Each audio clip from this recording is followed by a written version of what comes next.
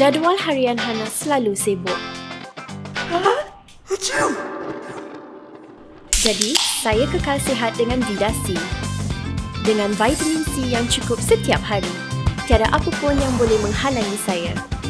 Minumlah Vida C, perlindungan sistem imun anda.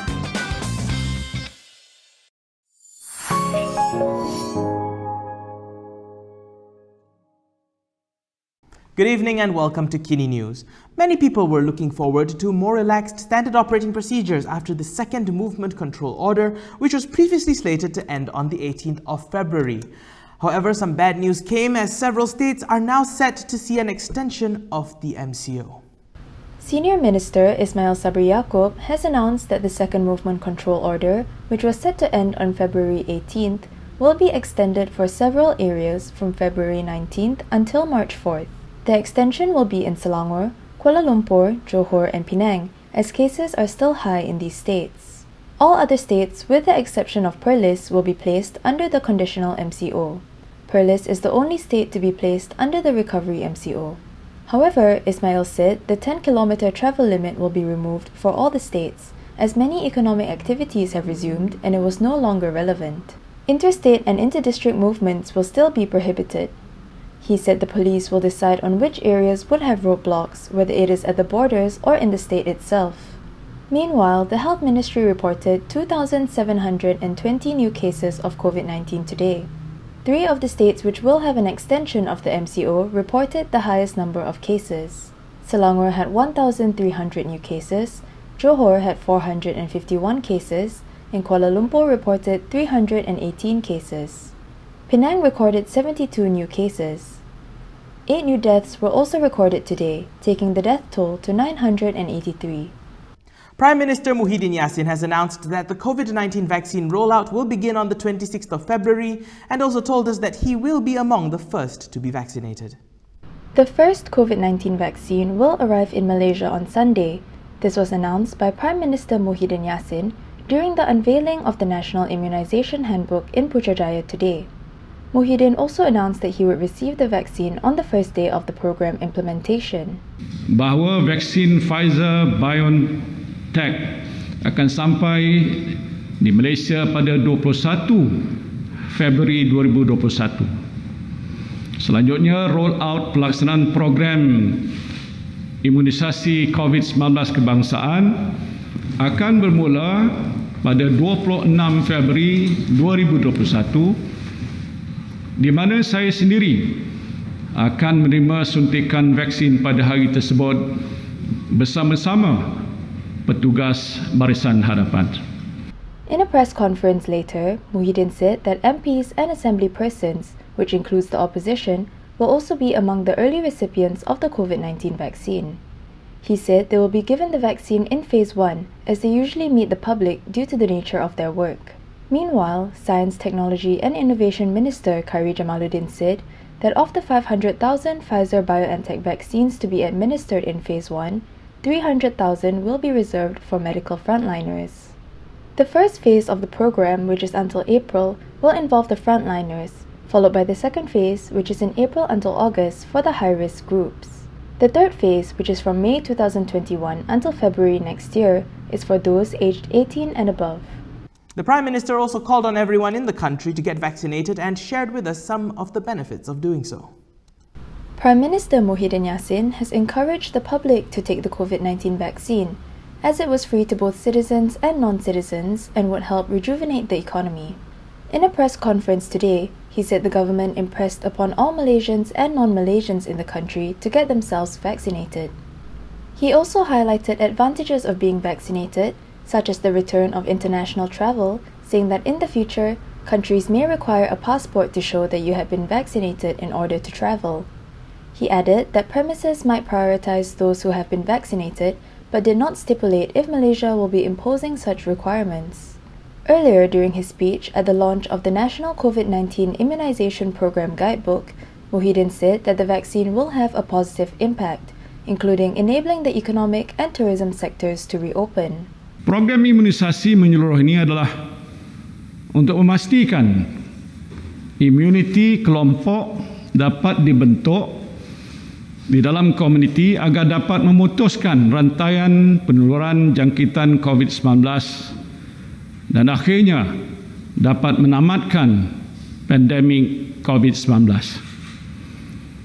Ringkasnya, vaksinasi amat penting untuk kita melindungi bukan saja diri sendiri tetapi juga yang tersayang, iaitu ahli keluarga, rakan kerja, jiran sekeliling dan seluruh komuniti.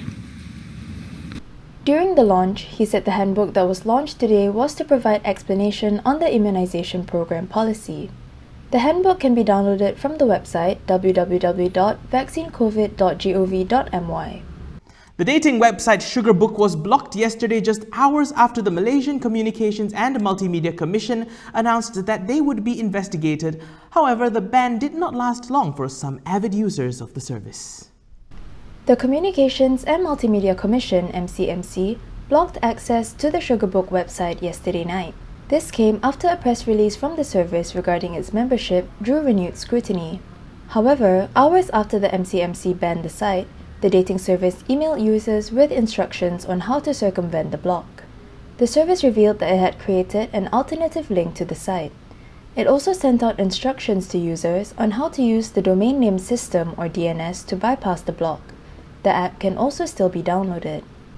Sugarbook has previously courted controversy in Malaysia, although the government chose not to intervene until recently. Last week, Sugarbook had issued a press release claiming that it has seen an increase in university students signing up as sugar babies since January and ranked the top 10 sugar baby universities in Malaysia. They claimed the service was helping students with their debt and tuition fees. The Higher Education Ministry had said that they had contacted the universities on the list and found that many have expressed doubts with the data published. Regardless of doubts on the data, Higher Education Director General Hussaini Omar said the Higher Education Ministry, together with universities, would tackle the issue more effectively. This includes universities doing thorough internal reviews to ensure proper responses to media reports. Deputy Minister in the Prime Minister's Department, Ahmad Marzuq Shari, had also called for the Sugarbook app to be banned. Past President Abdul Hadi Awang was warded at the National Heart Institute or IJN yesterday night. Past President Hadi Awang, who was reported to have suffered from breathing difficulties last night, is in stable condition. According to Deputy Minister in the Prime Minister's Department, Ahmad Marzuq Shari, Hadi was rushed to the Putrajaya Hospital last night and was later transferred to the National Heart Institute IJN in an ambulance at around 9:30 p.m. In a Facebook post, he said that the doctors said that Hadi was in a stable condition and that his heart was most likely weak due to exhaustion. This was confirmed by Hadi's son, Batu Buruk Assemblyman Muhammad Khalil. In a post on Facebook, he said that Hadi's condition is stable and he needs rest. He added that Hadi must have been very tired due to his hectic schedule. In 2017, the past president underwent a heart valve replacement surgery at IJN. Last week, Hadi said he is prepared to be among the first recipients of the COVID-19 vaccine. Anwar Musa has said that he will cooperate with police on their investigation over claims that he had violated MCO rules. He also had a message for his friends in the DAP over the matter. Federal Territories Minister Anwar Musa said there was no need for DAP to pass judgment over claims of him flouting the Movement Control Order MCO SOPs, as it is the police who will investigate and decide. In a Twitter post today, Anwar said there was no need for the DAP to pass judgment before an investigation and to let the police investigate without fear or favour. He posted this in response to a post by DAP's Twitter account which had questioned if he would face action like the public who are fined for violating the SOPs. Previously, an image showing Anwar having a meal with several other individuals seated at the same table during an event on Saturday had gone viral on social media. The SOP only allows 2 persons per table for dine-in purposes. In his post, Anwar said investigators should get the facts of the incident and questioned whether he was the organizer and whether it was at a restaurant. He said the police should make a decision on whether there was a breach of SOP. Yesterday, Anwar had said that he is ready to cooperate with the police. He said investigations must go on, there must be no double standards, and if there is a complaint, it must be investigated to find out what actually happened. He also urged the public to leave the matter to the authorities and to stop speculating. And that's a wrap for this evening's Kini News. For more stories, go to KiniTV.com and also follow us on Instagram, Twitter, YouTube and Facebook for the latest news updates as well. Remember to wear your mask if you're heading out, and if you can, do stay at home while we weather this storm. The MCO is almost over for some of you, but for the rest of us, well, it's going to be a little longer. I'm Daniel Anthony. Thank you for watching, and as always, stay safe, Malaysia.